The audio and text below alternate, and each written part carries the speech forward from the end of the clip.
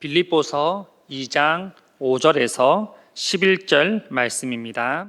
너희 안에 이 마음을 품으라. 곧 그리스도 예수의 마음이니.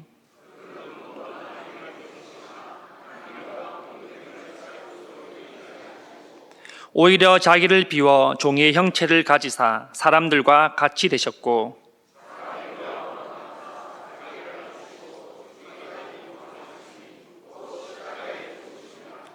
이러므로 하나님이 그를 지극히 높여 모든 이름 위에 뛰어난 이름을 주사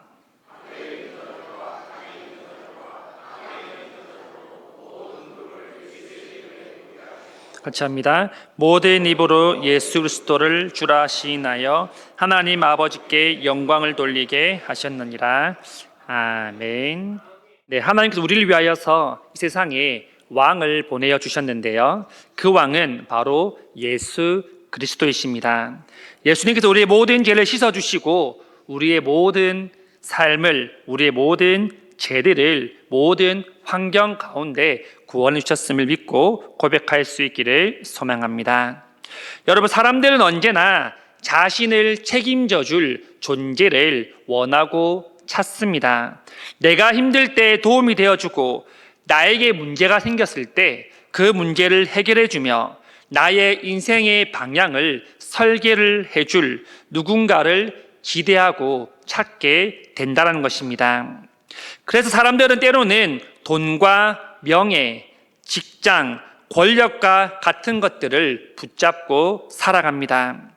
성경은 이러한 모습을 왕을 원한다라고 표현을 하는데요.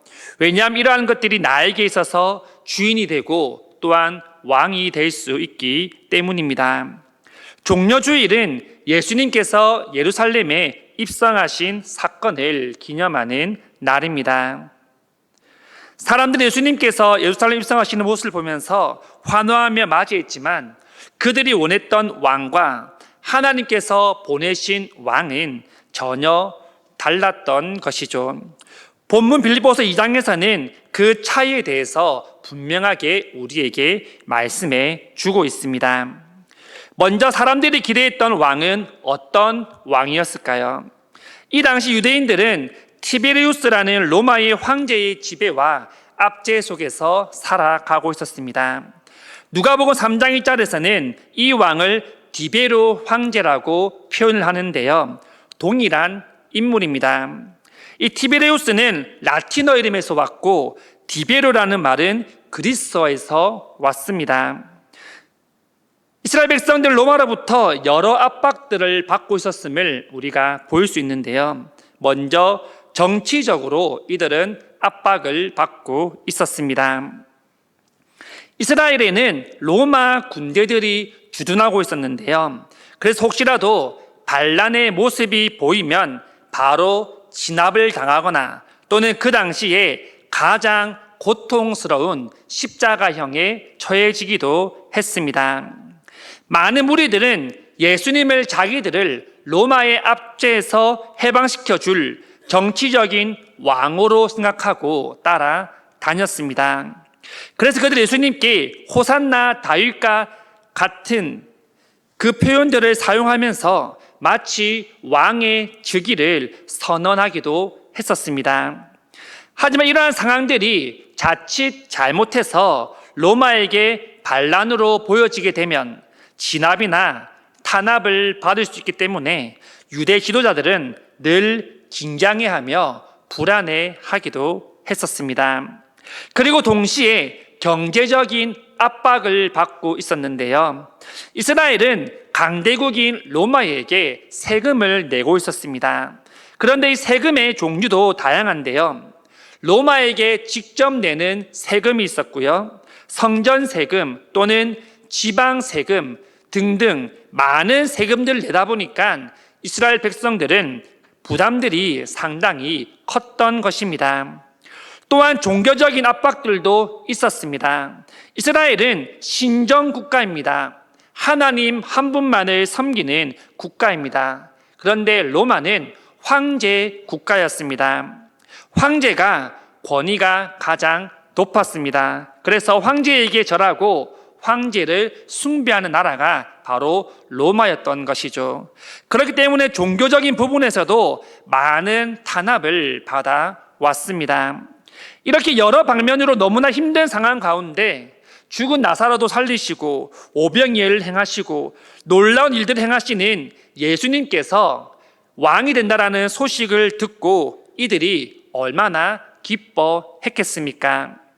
아직 전쟁을 해서 로마를 탄압한 것도 아닌데 마치 전쟁에서 승리한 것 마냥, 로마에서 해방된 것 마냥 사람들은 기뻐하며 즐거워했습니다. 이들에게 있어서 왕은 자기들을 로마에서 구해주고 그 탄압에서 건져내줄, 영원토록 그들을 다스려줄, 평화를 찾아줄 왕이었습니다. 여러분, 우리는 오늘날 예수님을 내가 필요할 때만 찾는 왕으로 그렇게 생각하고 있지는 않으십니까? 내가 힘들 때만 찾고 문제 있을 때만 찾고 도움이 필요할 때만 찾는 분으로 우리는 생각하고 있지는 않으십니까? 물론 우리 하나님께서는 우리의 모든 어려움과 상황과 형편들을 다 아십니다. 그래서 필요할 때 필요를 채워주시고 도움이 필요할 때 도움의 손길을 주십니다. 하지만 내가 필요할 때만 주님을 찾는다라면 마치 예수님께서 예루살렘 입성하실 때 세상의 왕으로 군림하여서 나를 도울 것이라고 생각하고 예수님을 왕으로서 환호했던 그들과 다를 것이 무엇이겠습니까?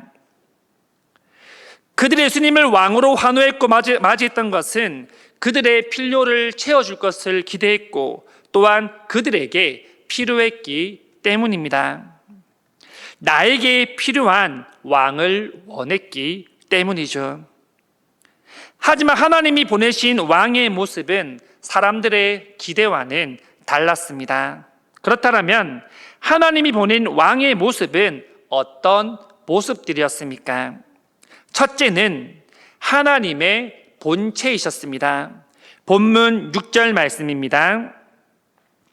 그는 근본 하나님의 본체시나 하나님과 동등됨을 취할 것으로 여기지 아니하시고, 하나님과 본체라는 것은 하나님과 동일하다라는 것을 말씀합니다.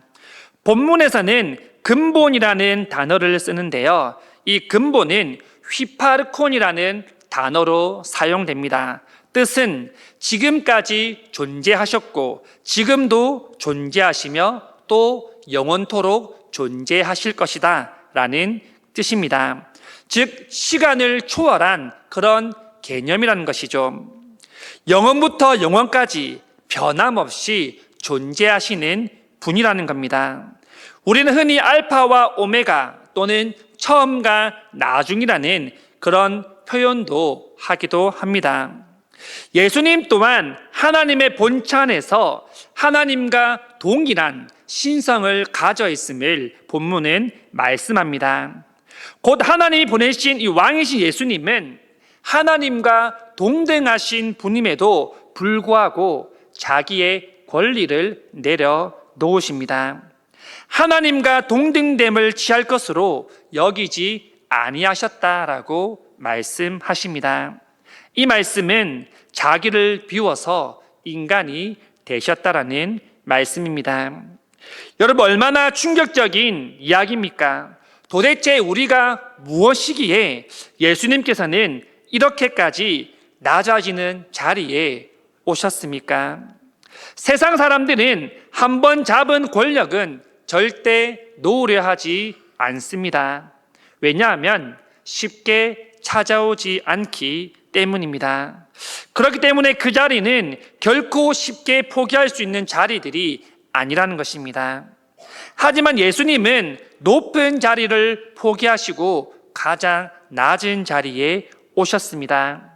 이것이 바로 하나님이 보내신 왕의 모습이었습니다.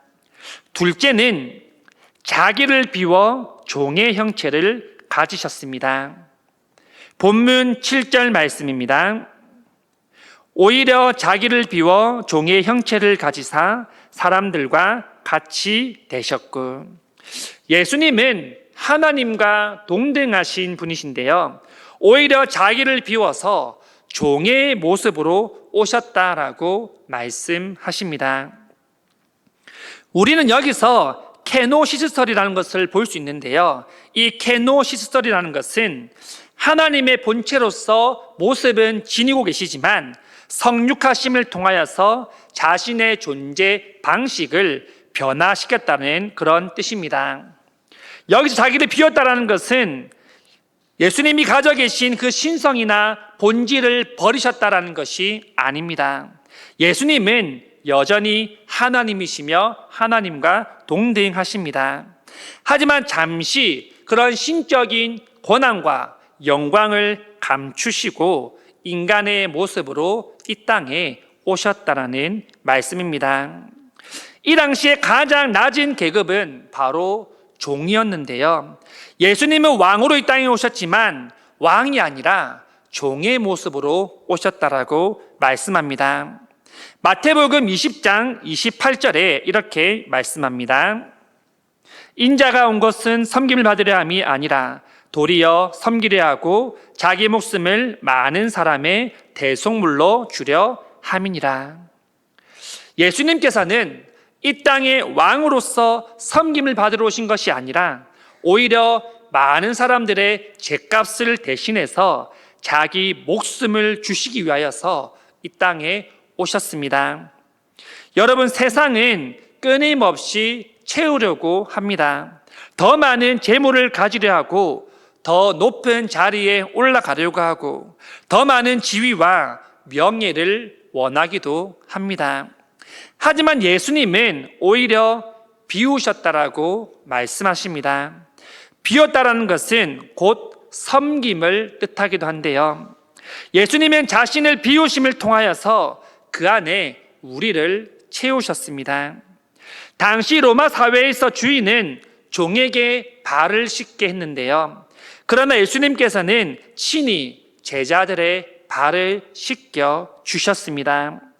이것이 바로 종의 형체를 가지신 왕으로서의 모습이었다는 것입니다. 우리 또한 예수님처럼 우리의 자존심, 우리의 권리, 우리의 욕심을 다 비워내고 그 비워낸 자리에 하나님으로 가득 채울 수 있기를 간절히 소망합니다. 셋째는 자기를 낮추시고 죽기까지 복종하시고 또한 십자가에서 죽으셨다라는 사실입니다. 본문 8절입니다. 사람의 모양으로 나타나사 자기를 낮추시고 죽기까지 복종하셨으니 곧 십자가에 죽으심이라. 예수님은 자기를 비워서 종의 형체를 가지셨고 사람의 모습으로 오셨을 뿐 아니라 이 땅에 오셔서 죽기까지 하나님의 뜻에 복종하셨습니다. 이 본문 예수님께서 이 땅에 오신 이유가 왕으로서 군림하기 위하여 오신 것이 아니라는 것을 분명하게 밝혀주고 있습니다. 오히려 십자가에서 죽으시기 위하여서 사람의 몸을 입고 이 땅에 오셨음을 말씀합니다.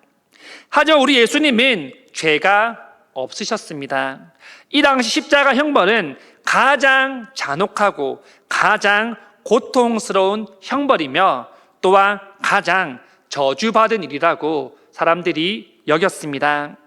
예수님은 그 십자가를 지셔야 함을 잘 알고 계셨습니다. 그런데도 묵묵히 그 길을 끝까지 걸어 가십니다.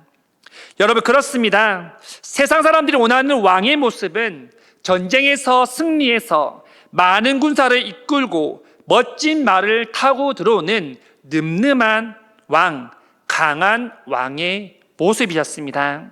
말은 힘을 뜻하며 전쟁을 뜻합니다. 하지만 예수님께서 타신 그 나귀의 새끼는 겸손과 평화를 뜻합니다. 예수님께서 예루살렘으로 입성하실 때는 어떤 군대도 동원하지 않으셨습니다. 멋진 백마를 타지도 않으셨습니다. 이 모습이 어떤 것을 의미하겠습니까? 예수님은 왕이시지만 이 땅에 권세를 행하시고 높은 자리에 앉기 위해 오신 것이 아니라 낮아지시고 겸손하시어 많은 사람들을 죄에서 구원하기 위해 오셨다라는 것을 말씀해 줍니다. 그런데 이 모습은 우연히 짜맞춰진 그림이 아닙니다. 스가랴 9장 9절에 이렇게 말씀합니다. 시온에 따라 크게 기뻐할지어다. 예루살렘에 따라 즐거이 부를지어다. 보라, 내 왕이 내게 임하시나니 그는 공의로우시며 구원을 베푸시며 겸손하여서 나귀를 타시나니 나귀의 작은 것 곧 나귀 새끼니라. 이미 하나님께서 예비해 두신 일이며 계획이라는 말씀입니다. 예수님은 이 말씀 곧 하나님의 뜻을 이루기 위하여서 나귀 새끼를 타시고 예루살렘에 입성하게 되십니다. 수많은 사람들은 예수님이 그들의 왕이 될 것이라고 환호했지만 예수님께서 나귀 새끼를 타고 들어가셨던 예루살렘의 입성은 곧 십자가의 길로 향하는 문이었던 것입니다. 하지만 아버지의 뜻이기 때문에 예수님은 묵묵하게 순종하시며 그 길에 가십니다. 사실 이 모습은 여러분, 그들이 기대했던 메시아의 모습이 아니지 않습니까? 결국 예루살렘 입성에서 그렇게 환호를 외쳤던, 기뻐했던 그 사람들은 예수님이 십자가에 달리실 때 오히려 예수님을 죽여라고 소리치는 그 자리에 있게 됩니다. 왜냐하면 자기들이 원했던 왕의 모습이 아니었기 때문입니다. 하지만 이 땅에 오셔서 온갖 고난과 수치와 아픔을 당하셨던 예수님을 하나님께서 높여주시는데요. 본문 9절에서 11절 말씀입니다. 이러므로 하나님이 그를 지극히 높여 모든 이름 위에 뛰어난 이름을 주사 하늘에 있는 자들과 땅에 있는 자들과 땅 아래에 있는 자들로 모든 무릎을 예수의 이름에 꿇게 하시고 모든 입으로 예수 그리스도를 주라 시인하여 하나님 아버지께 영광을 돌리게 하셨느니라. 하나님은 죽기까지 순종하며 복종하신 예수님을 높여주시는데요, 저주받은 그대로 두지 않으시고 다시 하늘에 오르게 하십니다. 하나님께서는 예수님께 모든 이름 위에 뛰어난 이름을 주셨고 모든 만물이 예수님의 이름에 꿇게 하셨습니다. 이는 예수님께서 자신을 낮추시자 하나님께서 예수님을 높이셨습니다. 예수님은 단 한 번도 33년의 시간 동안 하나님의 뜻이 아닌 예수님의 뜻대로 행하신 적이 없습니다. 비록 때로는 이해할 수 없는 일이라도, 피해갈 수 있는 일이라도, 앞이 훤한 일이라도 할지라도 온전히 하나님의 뜻에만 순종하며 예수님은 나가셨습니다. 본문에서 지극히 높여라는 이 동사는요, 더 이상 높일 곳이 없을 만큼 최상으로 높이며 칭찬했다라는 것입니다. 이는 곧 예수님께서 부활하고 받으실 그 영광을 뜻하기도 합니다. 예수님은 가장 낮은 자리, 종의 자리, 인간의 그 자리까지 내려가셨습니다. 하지만 사람들은 예수님을 결국 버리고 십자가에 못 박게 되지만 하나님께서는 다시 예수님의 최고의 자리까지 높여 주십니다. 말씀 맺겠습니다. 여러분, 사람들은 힘 있는 왕, 자신들을 구원해 줄 왕을 기대합니다. 하지만 하나님은 겸손한 왕을 이 땅에 보내셨습니다. 겸손한 왕은 죽기까지 아버지의 뜻에만 순종하십니다. 그리고 마침내 우리의 필요를 채워주는 왕을 넘어서 우리의 모든 죄를 해결해 주시고 영원한 생명을 주시는 왕이 되셨습니다. 여러분, 예루살렘의 입성 사건은 단순한 한 사건으로 끝나지 않습니다. 이날 이후로 고난주간이 시작됩니다. 그 고난주간에 성전을 정화시키시고 하나님의 말씀에 대해 논쟁하시고 제자들과 마지막 만찬을 가지셨으며 배반할 제자가 있음에도 불구하고 누군지 아심에도 불구하고 그 길을 바꾸려 하지 않으시고 묵묵히 끝까지 십자가의 길을 걸어 가셨습니다. 여러분, 우리 또한 내일부터 고난 주간을 맞이합니다. 우리는 이 한 주간 단순히 기념하는 것으로 그치는 것이 아니라 정말 나를 위하여서 모든 것을 참고 견디시며 십자가의 그 길을 끝까지 걸어가신 주님, 죽기까지 순종하신 그 주님을 우리가 깊이 묵상할 수 있는 시간이 되기를 소망합니다. 그리고 예수님을 진정한 나의 주인으로, 왕으로, 구세주로 모시며 살아가는 저와 여러분이 될 수 있기를 주님의 이름으로 축원합니다.